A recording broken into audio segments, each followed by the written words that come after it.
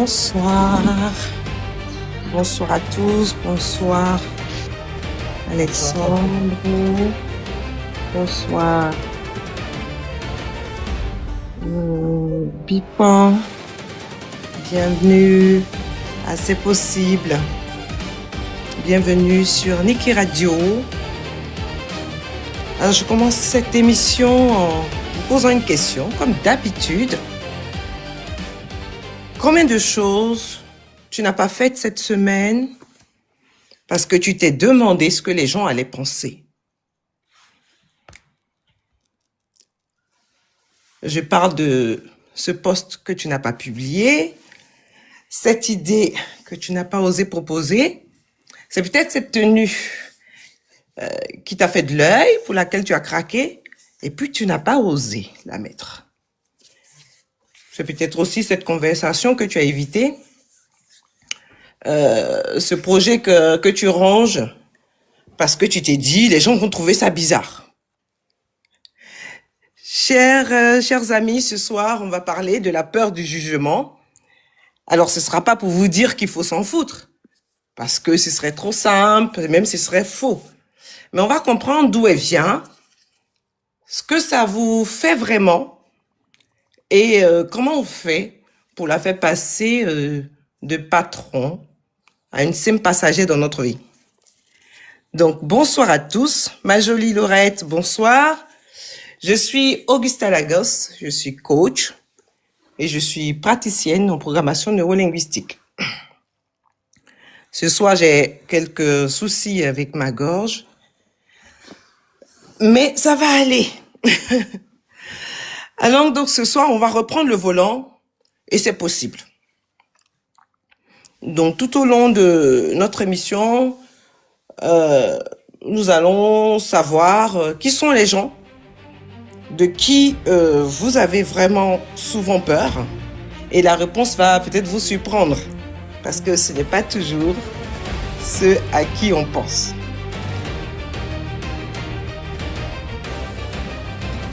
Alors, d'où ça vient tout ça? Avant d'aller plus loin, on va savoir d'où vient la peur du jugement, parce que en réalité, c'est l'une des peurs les plus anciennes qui existent.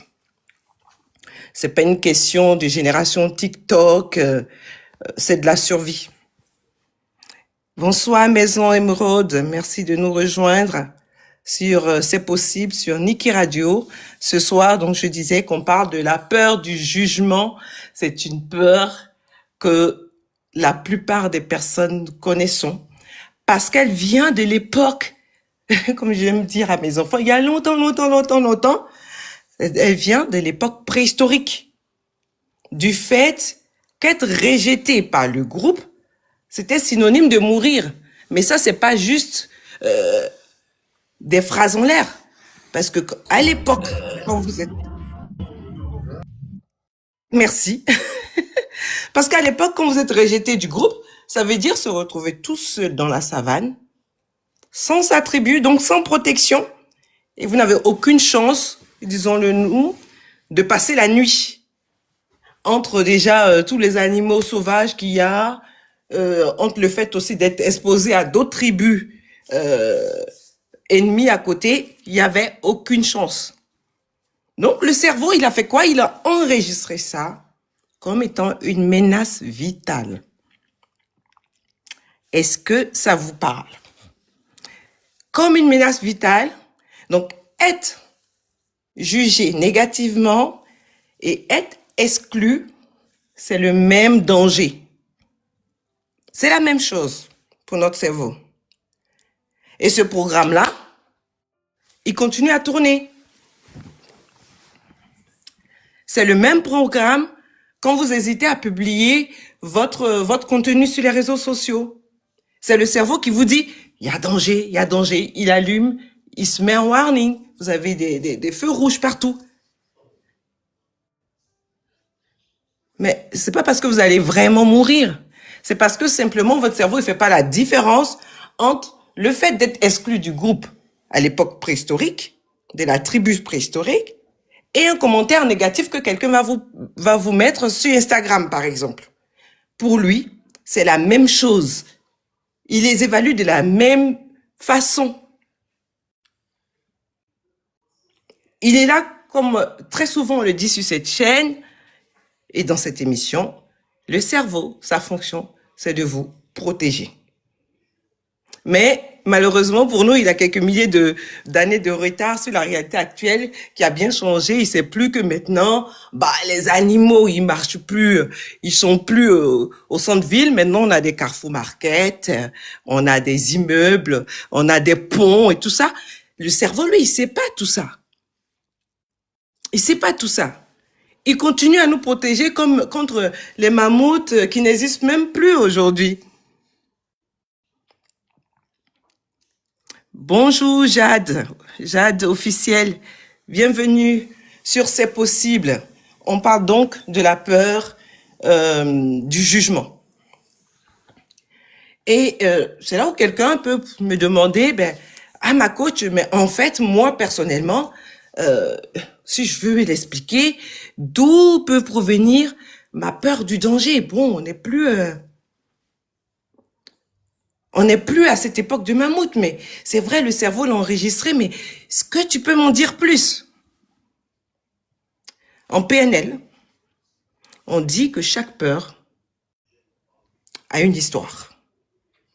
Il y a toujours une première fois, en fait. Il y a eu un moment fondateur, un moment où vous avez été jugé et où ça vous a fait très, très mal, mais vraiment mal. Alors, ça peut être une humiliation, excusez-moi, en classe. Très souvent, ça arrive comme ça dans le jeune âge, surtout dans l'éducation, sur les bancs pendant la scolarité. Vous avez été humilié devant tout le monde. C'est peut-être un parent qui vous a fait une remarque sur votre apparence. Toi, tu as 2 pieds gauches, je sais pas. C'est peut-être un ami qui vous a trahi, à qui vous avez partagé un secret. Vous étiez amis, les best friends. Vous avez partagé un secret. Vous lui avez confié. Et puis cette personne a divulgué ce secret. Vous voyez? Ça peut être aussi un échec public, par exemple. Un échec vraiment qui s'est su, vous voyez, et que vous n'avez pas oublié. Vous voyez? Donc, ça commence toujours quelque part, il y a un point de départ. Il y a un point de départ. Et ce moment-là, le cerveau, il va le mettre en mémoire. Il va le mettre en mémoire rouge, en danger. Et pour vous dire, ne recommence pas. Vous voyez? C'est pour vous dire ça. Faut pas recommencer. Et depuis que cette histoire s'est passée, il y a X années, lui, il est là, il guette en fait, il surveille pour vous, il va venir scanner un peu toutes les situations pour détecter ce qui ressemblerait à ce même danger. Dans quel but? Maintenant, vous pouvez répondre. Dites-moi dans le chat si vous avez suivi. Pourquoi votre cerveau surveille? Pourquoi il scanne les situations pour détecter le même danger? Comme j'ai dit tout ça à l'heure. Mettez-moi le mot dans le chat si vous l'avez. Pourquoi il le fait?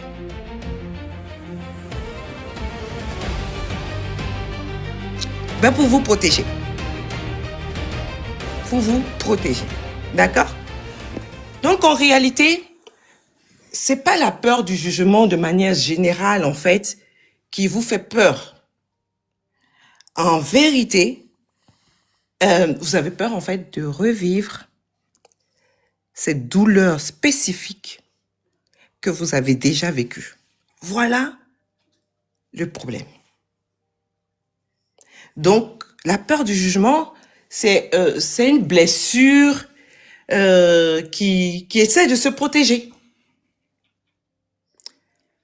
Donc, voilà ce que c'est que la peur du jugement. On a dit un peu d'où ça vient, de l'époque préhistorique, ce moment fondateur, donc ce moment d'où il est parti, et tout ça. Et puis maintenant, il y a une question. Qui sont ces personnes de qui vous avez peur? Bonsoir Zié Moussa, merci de nous rejoindre sur ce live. Dites-moi, selon vous, qui sont les gens dont vous avez si peur?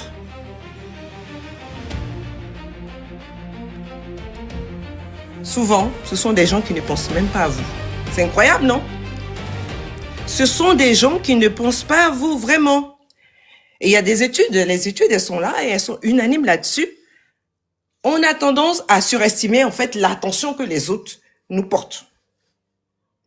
Nous, on pense qu'on est au centre de l'attention. On appelle ça l'effet projecteur. Peut-être que ça vous parle. L'effet projecteur. On pense qu'on est au centre. Que les lumières sont sur nous. Mais en vrai, chacun en train de s'occuper de son propre projecteur, de sa propre vie. Chacun en train de gérer ses propres peurs, ses propres doutes. À coup, bonne arrivée. J'ai une cliente qui me racontait une histoire. Elle s'est retrouvée à un dîner au milieu de personnalités politiques et tout. Et puis, ce ministre, il fait un tour de table. Déjà, elle était tellement étonnée, surprise elle-même de se retrouver dans cet espace et tout. Et puis voir que le ministre, il fait un tour de table et qu'il est en train de serrer la main des gens. Alors le ministre, il arrive vers elle. Et là, elle a envie que le sol s'ouvre, qu'elle rentre dedans. Parce que, voilà quoi. Elle se dit, qu'est-ce qu'il va penser de moi? Mille questions dans sa tête. Alors que, en réalité, le ministre lui-même là, il se pose des questions. Est-ce que je marche épaule droite? Est-ce que j'ai fait bonne figure? Est-ce que ma manière de sourire va pas être interprétée par? Est-ce que j'ai assez serré la main pour montrer que je suis affectueux, que je suis connecté à la personne? Il est dans son propre rôle, dans ses propres peurs, dans ses propres doutes. Mais nous, on pense qu'il s'agit de nous. Vous voyez comment c'est un peu cette histoire? Vous voyez comment c'est cette histoire? Donc les gens sont en réalité trop occupés à avoir peur de ce que, c'est-à-dire que ton ami là, il est beaucoup plus occupé à avoir peur de ton jugement à toi pour avoir le temps de te juger en fait. Pour avoir le temps de te juger. Zie qui nous met dans le commentaire, ce dont je pourrais avoir peur, ce sont les hypocrites, les rapporteurs avec mauvais jugement. Eh ben, c'est ça. C'est de ça qu'on parle aujourd'hui. On parle justement de ces jugements et tout ça.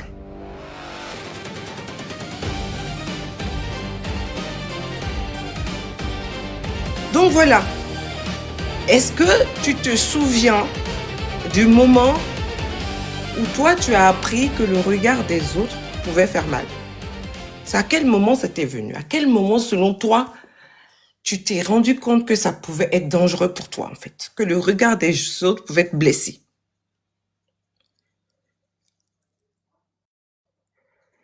Il y a une autre chose que je vais préciser ici aussi sur les jugements, souvent. Nous, au PNL, on dit que l'autre est le miroir, est un miroir, en fait. Imaginez que un extraterrestre arrive ici sur la Terre. Il arrive à des feux, un carrefour, il y a des feux tricolores. Les gens sont arrêtés, ils attendent que le feu passe au vert piéton pour passer. L'extraterrestre, est-ce que vous pensez qu'il va s'arrêter? Il va peut-être pas s'arrêter. Il va traverser parce qu'il ne connaît pas les codes. Il ne connaît pas les codes. Vous voyez? Donc, quand vous avez peur du jugement, posez-vous la question quelque part. C'est souvent parce que vous-même, et ça c'est pas pour vous, c'est pas pour vous juger. C'est pas pour vous juger, c'est pour que vous en preniez conscience. C'est parce que peut-être que vous-même vous avez tendance à juger l'autre. Ça veut dire que vous connaissez ce que ça veut dire juger. Vous avez le sens. Vraiment, même au-delà du sens, vous avez le ressenti, c'est à l'intérieur, vous pouvez le vivre. Vous connaissez ce truc-là. Et que vous-même, vous avez peut-être tendance à juger les autres. Et du coup, vous avez peur qu'on vous juge en retour. D'accord? Donc, allez-y voir à quel moment pour vous ça a commencé. Et ici, je vais vous donner quelques exemples. Parce que la peur du jugement, elle peut avoir plusieurs visages. Elle a des milliers de visages. On a parlé de ce contenu qu'on publie, qu'on ne publie pas. C'est ce livre que vous n'avez pas écrit. Donc, vous avez une idée, quelque chose à dire, une expérience. En tout cas, c'est quelque chose de vrai pour vous. Et puis, vous commencez à écrire.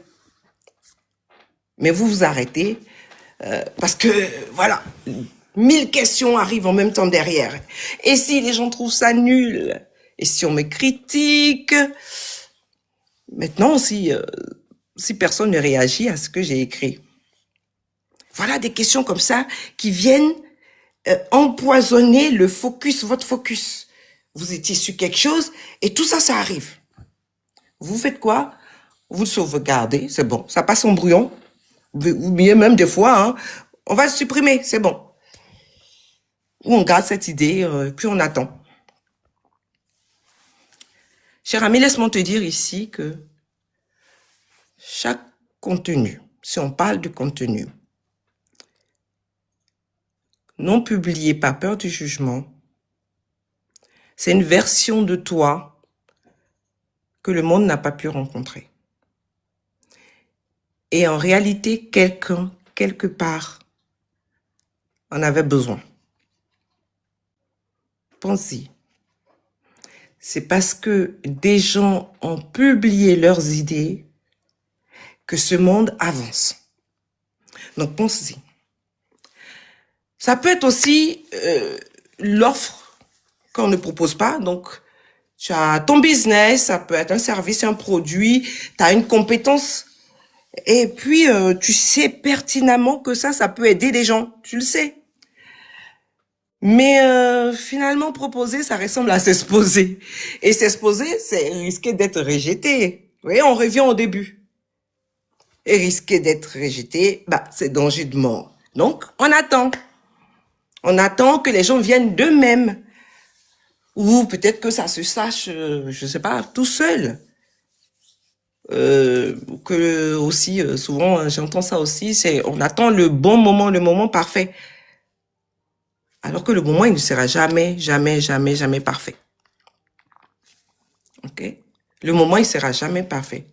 Parce que pendant que toi, tu attends, souvent, si tu regardes bien, il y a quelqu'un qui est moins compétent que toi, mais qui est plus courageux et qui est dans l'action et qui va prendre la place. C'est peut-être un poste que tu visais.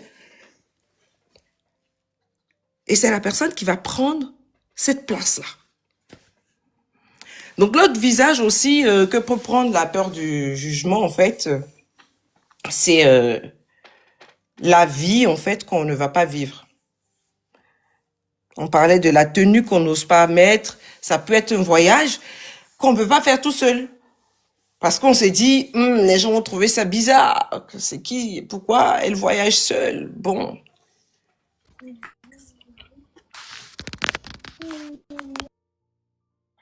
Ça peut être une reconversion qu'on reporte parce qu'on s'est dit la famille va pas comprendre. Vous voyez, souvent, j'ai eu quelqu'un aussi en coaching qui, une avocate, qui voulait devenir, se reconvertir dans la restauration.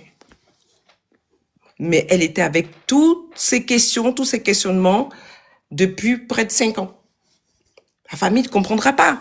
Pourquoi j'ai fait des études qui sont encensées par la société et qu'aujourd'hui, je veux aller faire restauration. Ma famille ne comprendra pas. Ça marche dans l'autre sens aussi. Souvent, on a tellement galéré à avoir un poste. On a eu le poste.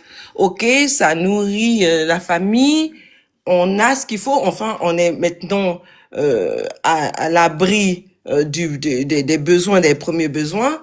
Et puis, d'un coup, on dit, bon, mais moi, maintenant, je vais aller faire des études d'avocat. Ça va me prendre 5 ans ou 7 ans, je sais pas. On comprend pas. Tu veux encore sortir de là maintenant que tu commences à peine à manger, tu veux encore aller faire. Donc, la famille ne comprendra pas. Ça, c'est nous qui nous disons ça. Ça peut être l'amour aussi, hein. L'amour qu'on ne déclare pas parce que, et si la personne rigole. Vous voyez? Donc, la vie entière peut être mise sous cap, elle peut être mise dans une cage, en prison, à cause de la peur du jugement. Ça bloque tout, hein. Donc, la peur du jugement ne va pas simplement nous empêcher d'agir, ça va nous empêcher d'être qui on veut être, d'être ce qu'on ressent au fond de nous, d'être tout simplement. Alors que nous sommes des êtres humains et non des fers humains. Notre mission, c'est d'être nous. Vous voyez, on va attendre la permission. Alors, je veux parler maintenant moi-même aussi comment j'ai vécu moi la peur du jugement. Je vous partager quelque chose sur moi. En fait, moi où j'ai ressenti la peur du jugement, c'est j'ai mes réseaux sociaux et je dois publier du contenu. Moi, je viens de loin, un manque de confiance en soi, tout ça. Et puis j'ai du mal à faire des publications spontanées. La peur du jugement, ça me ralentit encore. Quand je dois proposer mes offres à certaines entreprises, ça me ralentit encore. Même en étant coach, je n'ai pas supprimé cette peur. Elle est toujours là. Mais en fait, la différence, c'est que avant, cette peur, elle me stoppait complètement. Vous voyez? Et je ne publiais pas ou je proposais pas. En fait, je faisais pas. Je restais, j'attendais que les gens viennent, voilà, d'eux-mêmes. Donc aujourd'hui, elle me ralentit. Mais c'est comme si elle est toujours dans la voiture, mais elle ne tient plus le volant. Oui. Donc, et c'est pas un chemin que j'ai fait en une nuit. C'est un travail, c'était un long travail avec des outils, avec des rechutes, avec des jours où j'ai publié et j'ai fermé les yeux. Je regardais pas les notifications pendant 1 heure. Voilà. Donc, le but, ce n'est pas de ne plus avoir peur du jugement. Le but, c'est que la peur n'ait plus le droit de décider à votre place, à notre place. Ok? Ok. Je vous remercie. Et on n'est pas tout seul à le vivre. Je sais pas si vous connaissez Brené Brown. Je prononce comme ça, hein. Je sais pas, les Américains, excusez-moi ce soir, et les autres soirs, et les autres soirs. C'est une chercheuse américaine et elle a passé beaucoup d'années, je crois plus de 20 ans, à étudier la vulnérabilité. Vous pouvez la voir sur YouTube, elle est excellente. Donc, elle étudiait la vulnérabilité et la peur du jugement. Et puis un jour, lors d'une conférence sur ce sujet, c'est une conférence mais qui est devenue l'une des plus regardées de l'histoire. Elle a fait des millions de vues. Elle a été traduite dans le monde entier. Et donc, elle raconte que juste avant de monter sur la scène, elle a failli tout annuler. C'est incroyable, hein? Pourquoi, selon vous? Dites-moi, Zie, est-ce que tu peux deviner pourquoi elle a voulu annuler son passage à cette conférence? C'est une spécialiste, je rappelle que c'est une spécialiste, une experte de la vulnérabilité et de la peur du jugement. La peur, oui, Nikki dit la peur, ok? Quelle peur? La peur du jugement.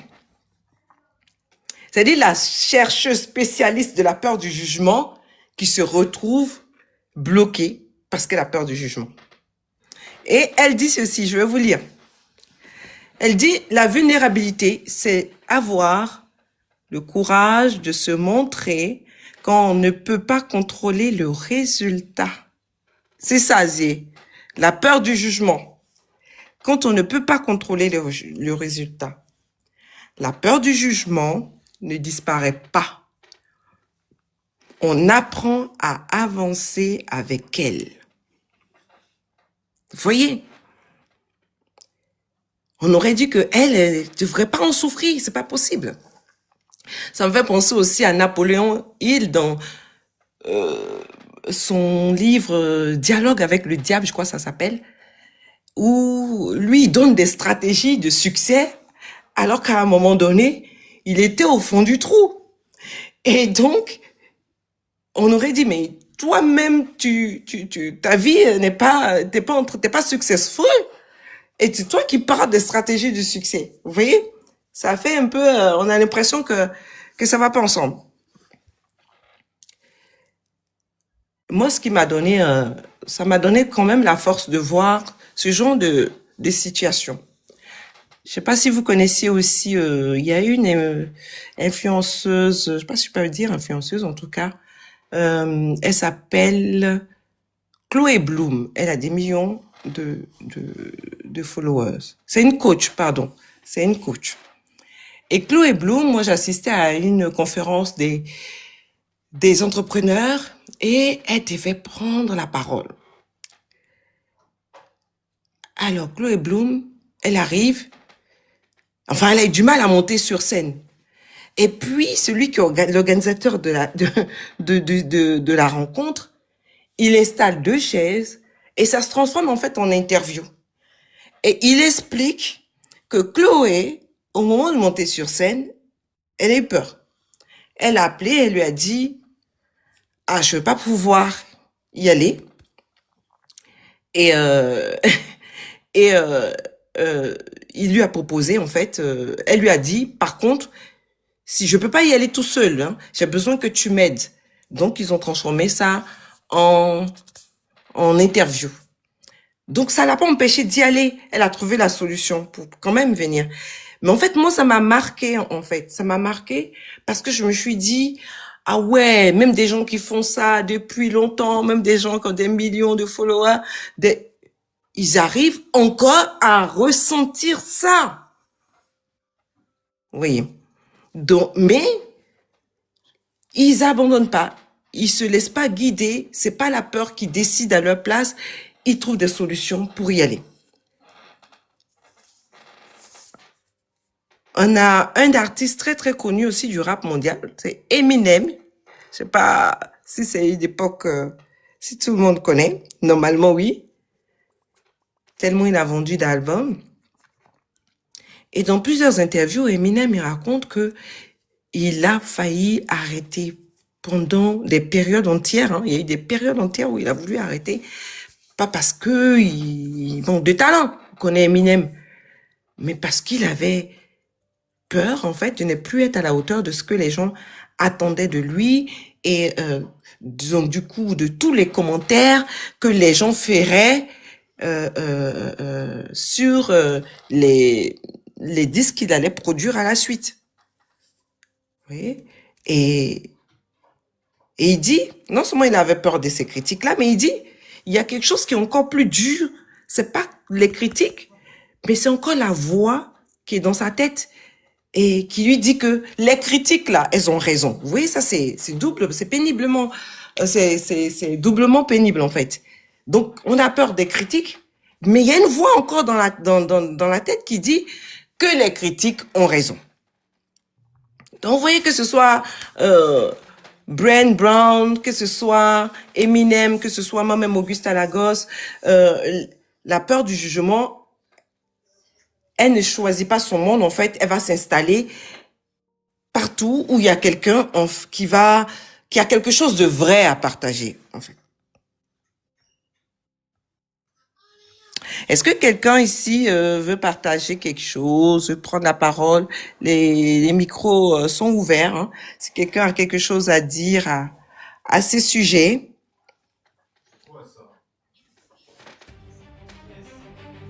Sur tout ce qui vient d'être dit.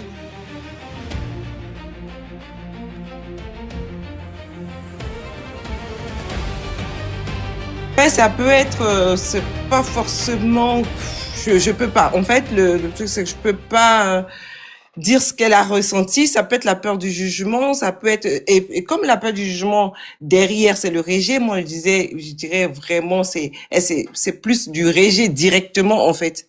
Je pense qu'on est dans un truc de cet ordre-là, en fait. Elle s'est pas sentie accueillie tout de suite, et donc elle s'est sentie rejetée. Moi, je dirais plus ça. Ouais. Mais peut-être que devant, il y a peut-être du jugement aussi. Il y a peut-être du jugement aussi, sûrement. Mais en tout cas, c'est que la peur du jugement va nous empêcher même de passer à l'acte. Parce que elle, on voit déjà elle a posé l'acte, elle a fait le travail, elle a osé le présenter. Elle a osé le présenter. Et maintenant, elle n'a pas anticipé. Ouais, elle n'est pas restée dans l'anticipation, et on va le voir tout à l'heure, des réactions des gens qui l'auraient empêché d'agir. D'accord. Voilà. La personne n'a pas fait un jugement direct sur il n'est pas beau, mais peut-être qu'elle, elle a pris dans ce sens-là. Dans le sens que c'est pas est-ce que c'est beau, peut-être c'est dans le sens est-ce que tu crois que ce que toi tu as fourni, c'est beau? Tu vois un peu? Ouais. Est-ce que toi-même tu penses que c'est beau? Peut-être elle a lu comme ça. Et dans ce cas-là, bah oui, c'était un jugement. Enfin, elle a pu le percevoir comme un jugement. D'accord. Mm. Donc c'est pour ça, euh, c'est très important de, de se former, de s'informer aussi sur à la communication, Oui, sur. aux relations. Comme je répète souvent sur nos lives ici, sur nos émissions, c'est que la carte n'est pas le territoire. Et souvent, quand on n'a pas compris ça, on va partir dans des interprétations, on peut prêter des intentions aux autres Oui. et oui. Et du coup, on tire des conclusions et ça nous met dans des états désagréables et tout ça. Ça peut créer des problèmes. Mais quand on apprend à poser des questions, là, est-ce que tu trouves que c'est beau? Je sais plus ce qu'elle a dit. Est-ce que c'est beau? Elle pose la question, qu'est-ce que tu entends par là? Quand tu dis, est-ce que c'est beau? Oui. Ou c'est-à-dire, l'autre lui aurait répondu, mais si elle, elle a tiré sa conclusion et elle s'est bloquée. Donc ça, c'est des accompagnements qu'il faut faire. C'est aussi au niveau souvent, soit si on est dans l'entreprise, c'est aussi des rôles souvent des managers, tout ça, de pouvoir voir euh, comment leurs équipes gèrent les relations et les accompagner un peu là-dessus. Donc c'est un peu ça. Merci beaucoup, Niki, pour ce partage. Bonsoir, Dinka, bonne arrivée. Bonsoir. Bonsoir, Maison Émeraude. Voilà. Je, On est je, sur la peur du jugement. j'aimerais partager aussi Vas-y. quelque chose qui m'est arrivé. Une fois, je suis allée représenter, je travaillais dans un coworking à Genève et puis il y avait une réunion d'entrepreneurs et je devais aller remplacer ma chef et les Mhm. présentations étaient en anglais. Oh my God. Vraiment. Et je crois que j'ai passé 1 heure en train de transpirer à apprendre mon texte Mhm. parce que justement, j'avais peur de perdre la face devant un public qui était à majorité anglophone ou bien en tout cas je veux dire, les gens, ils faisaient tous leur présentation en anglais. Mhm. Donc j'ai appris mon texte, j'essayais d'apprendre mon texte par cœur. Et puis j'étais là, j'étais pas à l'aise. En fait, j'ai dit, mais qu'est-ce qu'ils vont penser, en fait? Est-ce que je vais pas aller me ridiculiser? Mhm. Et, je crois, à 2 minutes, 5 minutes de tout, je dis, bah, écoute, je fais en français, et puis s'ils comprennent pas, bon, ils me demanderont après, ce sera l'occasion de discuter avec eux. Et ça m'a tellement soulagée, en fait, de trouver cette solution-là pour ne pas perdre la face. Waouh. Mm. Et je, et je me dis que, je veux dire, en fait, au début, pourquoi je voulais pas faire en français? J'ai dit, mais tout le monde fait en anglais, pourquoi moi, en fait, je vais venir faire en français? Des fois, on se met des nœuds au cerveau pour des choses qui n'ont pas forcément de sens. Et quand j'ai fait ça, en fait, les gens, ils ont compris ce que j'avais à dire et puis basta. Donc, j'ai passé 1 heure à me faire un sondant sur ce que les gens allaient penser de ma présentation et Oui. pour rien en fait, alors que c'était simple. Et C'est- l'année dernière, j'ai découvert avec mes collègues, c'est un collègue qui partageait ça souvent en fait les 4 accords Toltec. Oui. Et puis il y a un qui me parle beaucoup parce que comme j'ai tendance à vite interpréter les choses, c'était ne faites pas de suppositions, le troisième Mhm. accord Toltec. Et ça, j'essaie de me l'appliquer en fait. On est tout le temps en train d'imaginer ce que les gens ils pensent de nous, ce que ça veut dire ce qu'ils ont dit, alors que peut-être simplement, si on pose la question, Mhm. on se rendrait compte que on se fait totalement fausse route. Et ça s'applique beaucoup dans la vie de couple. En Ouais. général, en général, on interprète vite, mais j'ai fait ça. Est-ce que si je fais ça, comment il va juger ce que je fais? Alors que peut-être si on demande juste, on peut avancer. Exactement. Exactement. Voilà, c'était mon partage. Merci Dinka pour ce partage. Merci. Et super comment, tu vois, dès que tu as changé un peu le cercle dans lequel tu étais, tu as changé un peu la manière dont tu te posais la question. Tu as changé, tu as dit, qu'est-ce que je peux faire en fait? À partir du moment, c'est comme, qu'est-ce que je peux faire pour me sentir mieux en fait? Tu vois, tu as donné une respiration à ton cerveau, tu vois, l'oxygène est monté et puis tu as eu accès à ta capacité de trouver des solutions. Tu t'es dit, bon, bah, ok, je vais pas le faire comme ça, je vais le faire d'une autre manière et tout de suite, tu vois, tu es sorti du mode survie et ça t'a pas, finalement, t'as pas annulé la présentation, tu es allé quand même avec ce que tu Exactement, avais, là où tu étais à l'aise, tu vois, exactement. ouais, super, super. Ça montre bien que la peur nous enferme vraiment. Faut trouver les moyens de sortir de là parce que on a les ressources en nous pour avancer. Super. Euh, Et d'accord. il y a Excusez-moi. quelqu'un qui veut parler? Oui, oui, mais je voudrais que vous terminez d'abord, coach. Ah oui, d'accord, ok. Bah, allez-y, Alexandre. D'accord. D'accord. Excusez-moi. Donc, Madame Liduro, c'est bien ça? Dinka? D'accord. Moi, j'ai une question à vous poser. Quand vous aviez, et peut-être que le coach aussi peut nous aider là-dessus. Quand vous aviez peur du jugement, de la pensée des autres, c'était quoi exactement? C'était la peur du rejet ou un sentiment d'humiliation qui pouvait en découler? Et puis aussi, je vois un peu deux aspects, surtout quand c'est dans des langues, comme l'anglais par exemple. Si c'était plus à cause de fautes grammaticales ou à cause de l'accent. Donc, où se situait exactement votre peur du jugement? C'était parce que les gens pourraient se moquer de votre accent ou peut-être que vous auriez dit des mots avec des fautes graves que des gens auraient voilà, pu percevoir et puis pour juger là-dessus. Donc, où se situait exactement votre peur du jugement? C'est aux deux niveaux, Aux deux niveaux. en effet. C'est-à-dire déjà la peur de faire des fautes Mhm. et puis la peur aussi de la prononciation que les gens ne comprennent pas et que je me ridiculise. Ok, ok. Et je pense que le regard des autres, ça joue beaucoup aussi dans l'apprentissage des langues. Parce parce qu'on appréhende comment les gens ils vont juger ce que je dis. Est-ce qu'ils vont se moquer? Est-ce que je vais me faire comprendre?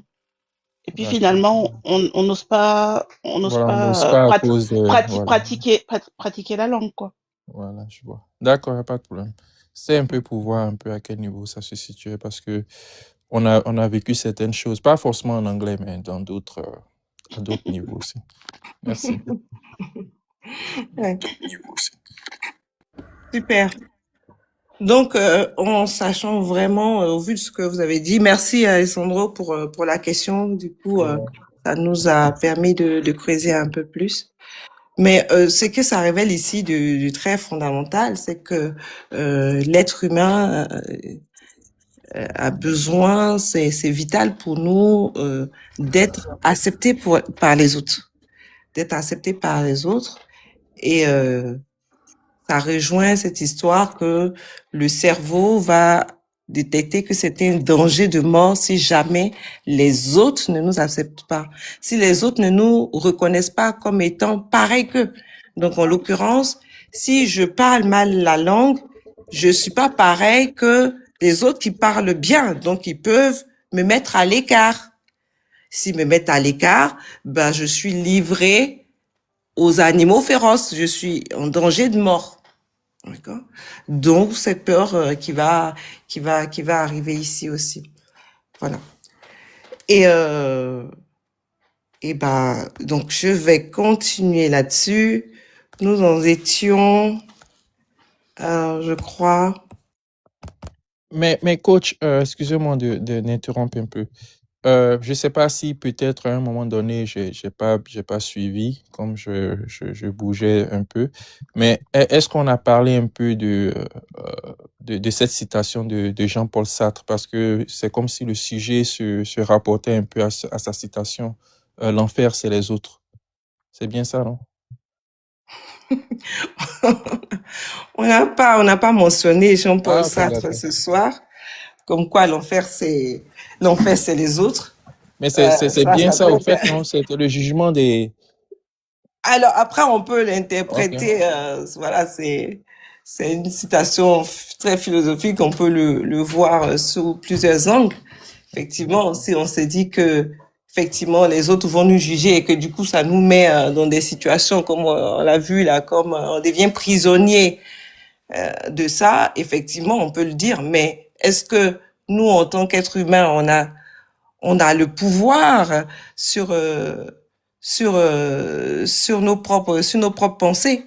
Et dans la peur du jugement, c'est qu'on anticipe ce que les autres pourraient dire.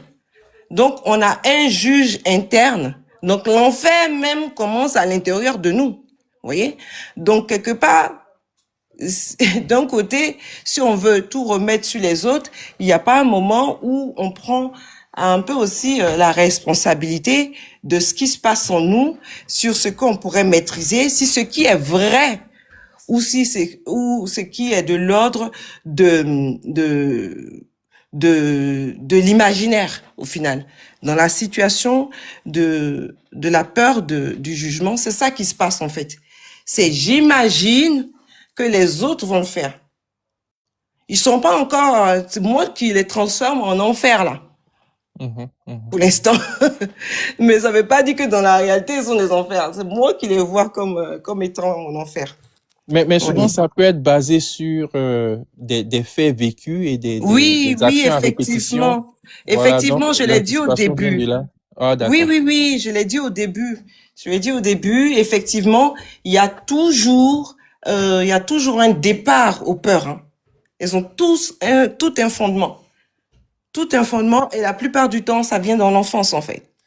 D'accord? D'accord. Donc, si vous avez déjà été humilié, on vous a déjà dit de vous taire, vous avez été rejeté et tout ça, bah, le cerveau va enregistrer ça. Vous voyez? Et donc, vous allez grandir. C'est comme je dis souvent, on attache un éléphanteau pour le dresser à une chaîne. L'éléphanteau, il essaie de se sortir. Bah, il est toujours maintenu à la chaîne. Et puis, les années passent, il devient un éléphant. Et vous revenez trouver l'éléphant, il est toujours attaché à la chaîne. Pourtant, il est grand. Pas parce que la corde, elle est plus forte que lui. Mais pourquoi? Parce qu'il croit encore qu'il ne peut pas se détacher. D'accord. Vous voyez. Donc, cette croyance-là, c'est ça qui nous accompagne. Donc, nous, on aura grandi, mais on va toujours rester avec cette âme d'enfant à penser que bah ça existe toujours encore, que les gens vont nous rejeter. Et nous, on aura peut-être, et on le fait des fois, de manière même inconsciente finalement, parce que à force d'avoir tellement cette peur, elle est ancrée qu'on ne la voit plus, parce que notre cerveau a besoin de passer à autre chose. Donc, des choses qui sont déjà ancrées, il les met dans l'inconscient, pour qu'on ait de l'espace pour apprendre de nouvelles choses. Mais comme elles sont dans l'inconscient, elles sont encore plus fortes, parce qu'elles ont été ancrées, solidifiées et tout ça. Elles Donc, sont on n'a plus automatisées besoin d'y maintenant. réfléchir. Dès que la situation est en train d'arriver, tout à l'heure, je l'ai dit, le cerveau va anticiper. Il est là, il veille. Toute la journée, vous vous levez, votre cerveau, il est aux aguets. Il commence à fouiller dans la journée. Quelles sont les situations qui me mettent en état de danger? En l'occurrence, par exemple, si j'ai la peur du jugement et tout ça, donc il va guetter dans toutes vos relations, dans tous vos faits. Il regarde pour voir s'il n'y a pas une situation d'éventuel jugement qui pourrait éventuellement se passer et pour vous préparer à faire quoi? À fuir, à être prostré ou à vous battre. Les 3 éléments pour lesquels le cerveau est fait. D'accord? Donc voilà. Donc ça vient effectivement de quelque part. D'accord. Merci. Je vous en prie. Alors, j'ai un peu perdu. Bon. Ok. Donc, on parlait du prix de la peur du jugement, et donc on avait cité des choses. Et ce que le prix, en général, la peur du jugement, le prix qu'on va en payer, c'est un prix c'est un prix qui est en creux en fait. Hein. C'est en termes de ce qu'on n'a pas fait, c'est en termes de ce qu'on n'a pas pu dire et ce qu'on n'est pas devenu. D'accord? Donc le premier coup, ça va être notre authenticité. C'est quand on a peur qu'on nous juge, qu'est-ce qu'on fait? On s'ajuste. On va arrondir les angles et puis on va dire ce que les gens veulent entendre en fait. On va se rendre acceptable. Et à force de se lisser, on ne sait plus nous-mêmes ce qu'on pense vraiment en fait. Si c'est nous qui le pensons, si c'est les autres, on ne sait plus. On est dans un brouillard comme ça. On ne sait plus ce qu'on veut nous-mêmes. On ne sait plus qui on est. Oui. Donc quand on commence à craindre le jugement des autres, donc on finit par perdre notre propre jugement sur nous-mêmes. Oui. Le deuxième coup que je peux citer aussi, c'est les opportunités. Alors, si on ne publie pas ce contenu, si on ne donne pas, on n'envoie pas l'offre en question, si on ne lance pas notre projet, on n'a pas envoyé notre candidature, c'est un premier pas qu'on n'a pas fait. Chaque fois que la peur du jugement va nous arrêter, on est d'accord que il y a une opportunité derrière, vrai ou vrai. Chaque fois qu'elle va nous arrêter, souvent, il y a une connexion qu'on devait faire avec quelqu'un. Une connexion qui pourrait être possible. Ça pourrait être un partenaire et tout. Non, on va passer à côté. C'est peut-être une porte qui aurait pu s'ouvrir. Il y a personnes qui ont peur de rentrer en relation. Donc, c'est ça la connexion possible qui va s'envoler. Et on ne saura jamais ce qui se serait passé si on était sorti de cette peur du jugement-là. Et donc, pour moi, en fait, le vrai coup, en fait, de tout ça, ce n'est pas, en fait, le fait d'échouer, c'est pas ça. Le vrai coup, c'est peut-être ça, c'est qu'on ne sache pas vraiment ce qui se serait passé si on avait franchi le pas.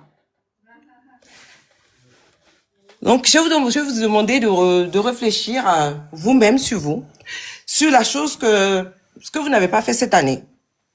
Parce que vous aviez peur de ce que les autres allaient penser. Nous sommes en juin. Mettez ça en conscience pour pouvoir regarder tout ça. Un troisième coup, l'énergie. Parce qu'on a dit tout à l'heure, la peur du jugement vous fait anticiper. On travaille fort. Et ça prend de l'énergie, une énorme énergie. Si tu commences à imaginer tous les commentaires, les commentaires négatifs, si tu commences à imaginer les haters, je commence à imaginer tous les refus.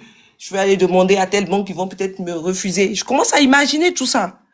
C'est des situations que, avant d'agir, On va vivre 10 fois des scénarios catastrophes dans la tête avant même d'avoir agi. Ouais. Et si vous regardez dans votre vie, à chaque fois que vous avez agi comme ça, tout ce que vous aviez imaginé, et où vous avez fait le pas, hein, souvent, c'est des choses qui n'arrivent jamais, qui n'arrivent même pas. Les gens sont trop occupés à penser à eux-mêmes. Hein. Les gens, ils sont trop dans leur tête. D'accord? Donc, c'est une dépense folle d'énergie pour se défendre contre des attaques qui n'ont jamais eu lieu, en fait. On vit dans un monde à part, quoi. Un monde imaginaire encore. D'accord? Et après, c'est la relation à nous-mêmes aussi qu'on paye. À force de s'adapter, on finit finalement on commence à regarder avec les yeux des autres. Et on devient, on devient le juge, on devient même encore plus sévère que eux, dans la manière dont on va se juger nous-mêmes. On se juge plus durement que les autres l'auraient fait. D'accord? Et ce juge-là, que nous sommes, on vit avec 24 heures sur 24. Donc, imaginez, chers amis, pénible. Qui resterait là, dans une cour de justice, toutes les minutes, 24 heures sur 24, comme ça, là, en train d'entendre un juge prononcer la sentence. C'est un truc de fou. Hein? Mélanie, bonne arrivée. D'accord? Alors, donc, on a pris un peu plus de temps. On a parlé. Donc, je devais poser une question. On va passer pour ce soir, à travers la question que j'ai posée tout à l'heure, qu'est-ce que vous n'avez pas fait cette année à cause de la peur du jugement. Sachez que on ne peut pas combattre ce qu'on ne voit pas. C'est pour ça qu'il est important de le ramener dans la conscience. Donc ce soir, si vous avez répondu à la question chez vous, vous venez d'allumer la lumière. Maintenant, comment on fait? Je vais aller rapidement. Donc, je vous ai dit, pas comment on supprime la peur. Hein, on l'a dit, ça va être difficile. C'est pas le but non plus. Parce que la peur aussi a un rôle bien précis. On l'a dit, c'est nous protéger. D'accord? C'est pour nous dire qu'il y a quelque chose qui se passe, il y a quelque chose d'important. C'est une alerte. Si on n'avait pas peur d'ailleurs, on traverserait la route sans regarder, hein, on se ferait écraser. Donc c'est important. La peur met le doigt sur quelque chose d'important. Maintenant, comment on fait pour la passer de conductrice à passagère dans notre vie? On peut, premier outil que je vous propose ce soir, c'est déjà d'identifier ce juge-là. La prochaine fois que vous êtes en train d'hésiter à cause du regard des autres, je vous invite à vous poser cette question. Bon, qui exactement je suis en train d'imaginer me juger? Parce qu'après on dit j'ai peur. Ouais, j'ai peur des autres. Mais c'est qui exactement? Donc essayez de lui donner un visage, de lui donner un nom. Regardez, vous allez trouver. Si vous cherchez, vous allez trouver. Vous allez découvrir une personne précise. Parce que notre cerveau a tendance à généraliser. Mais en vrai, en posant la question, ça va faire un entonnoir et vous allez voir qu'il y a une personne précise qui arrive.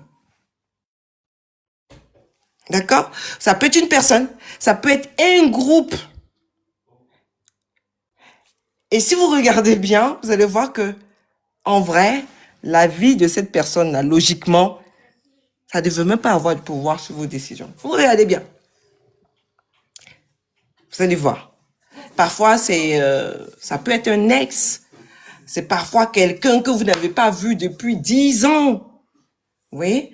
Et donc, votre cerveau, lui, il a donné un micro à cette personne, puis la personne est en train de chanter dans votre tête. Alors, ce soir, vous reprenez votre micro. Hein? Donc, la peur du jugement, c'est pas quelque chose qui est universel. C'est vraiment, il y a un visage derrière. Allez-y mettre en lumière ce visage-là. Le deuxième outil, c'est le pire scénario. C'est le et après. Comme votre cerveau, il imagine le pire, je vous invite à travailler avec lui. Oui. Donc, posez-vous la question, si le pire scénario arrive là, qu'est-ce qui va se passer vraiment? Concrètement, je vais là-bas, je prends le micro, je parle en anglais, je bafouille sur les trucs d'anglais. Imaginez dans une situation où il n'y avait pas d'autre choix et que vous devriez vous exprimer en anglais. Dinka, tu devais t'exprimer complètement en anglais, pardon. Voilà, on se pose cette question. On se pose cette question avant. Qu'est-ce qui se passerait vraiment, concrètement? D'accord? Donc, si je dois publier un post, c'est OK, les gens vont critiquer. Et alors? Est-ce que je vais perdre mon travail? Est-ce que je vais perdre ma famille? Est-ce que je vais perdre ma santé? En général, c'est non. Il y a juste des gens qui parlent, il y a juste des commentaires et on peut survivre de ça. D'accord? Donc, quand vous allez aller au bout du scénario catastrophe, vous allez presque toujours découvrir que, au pire, là, votre cerveau va trouver des solutions pour vous le faire survivre. Vous n'allez pas mourir de ça. Et c'est une découverte qui va vous soulager complètement. OK? Et l'autre outil, c'est de passer dans l'action. Ne plus avoir peur d'agir. Il faut agir avec la peur.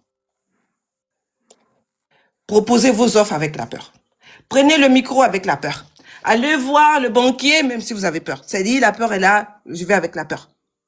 Parce que le cerveau, il a besoin de preuves, donc il va se récalibrer une fois que vous êtes dans l'expérience. Parce qu'il se rend compte que on n'est plus dans le fantasme, là, on est dans le vrai. Et le lion n'est pas en train de me manger, le banquier n'est pas en train de me manger.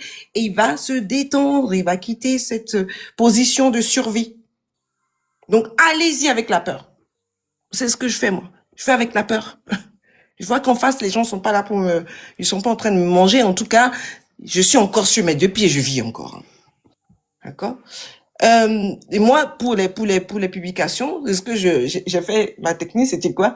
Je publiais, comme j'ai dit, je publie, paf, c'est parti, je quitte devant mon ordi, je regarde plus, je dis bon bah ok, ou alors mes mails, ok, je regarde pas pendant 1 heure.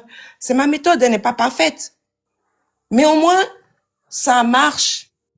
Au moins j'ai envoyé. Vous voyez? Le courage n'est pas l'absence de peur. D'accord? C'est proposer quand même, être soi quand même. Maintenant, si votre peur, elle est enracinée et qu'elle est là depuis trop longtemps, que vous vous en rendez compte, que vous sentez que vous pouvez pas la traverser toute seule, on se fait accompagner. On se fait accompagner. Aujourd'hui, je dis que on ne peut pas ne pas être éveillé. Il y a trop de choses qui se font. On peut se faire aider. Donc, on se fait accompagner. D'accord? C'est exactement ce qu'il faut faire. Donc, avant de vous laisser, chers amis, sur ce live où on parlait de la peur, où on parle de la peur du jugement, avant de vous laisser, je vais juste vous dire quelque chose, c'est que les gens qui vous jugent, eh ben, ils ne vivent pas votre vie. Ils ne savent même pas votre chemin, en fait. Ils savent pas tout ce que ça vous a coûté pour arriver là où vous en êtes. Oui. Et puis, eux, ils peuvent pas voir, en fait, ce que vous voyez de l'intérieur. Ils peuvent pas voir ce projet que vous voulez mettre, que vous venez créer. Ils peuvent pas le voir. Ils peuvent pas voir de l'intérieur. Ils peuvent pas. Donc, pourquoi vous voulez leur donner le droit de décider de la prochaine étape que vous allez faire? Et ce soir, quand vous allez partir, on va se quitter. La peur du jugement, elle va encore rester, probablement même.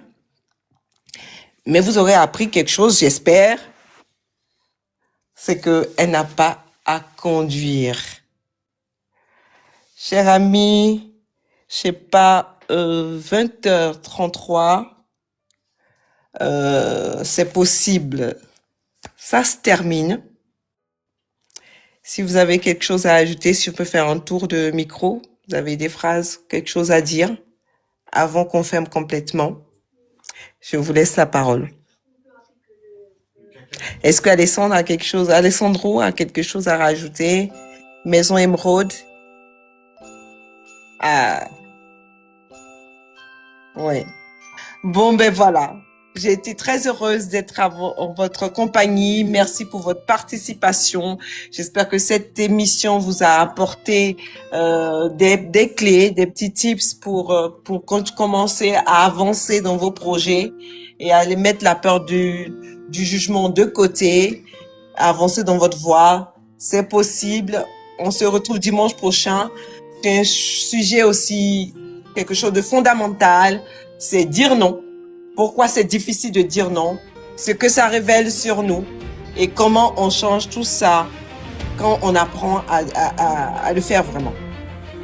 Je vous remercie et je vous souhaite une très bonne soirée. Les émissions continuent sur la chaîne Niki Radio. C'était Augusta Lagos. C'est possible. Merci. Donc,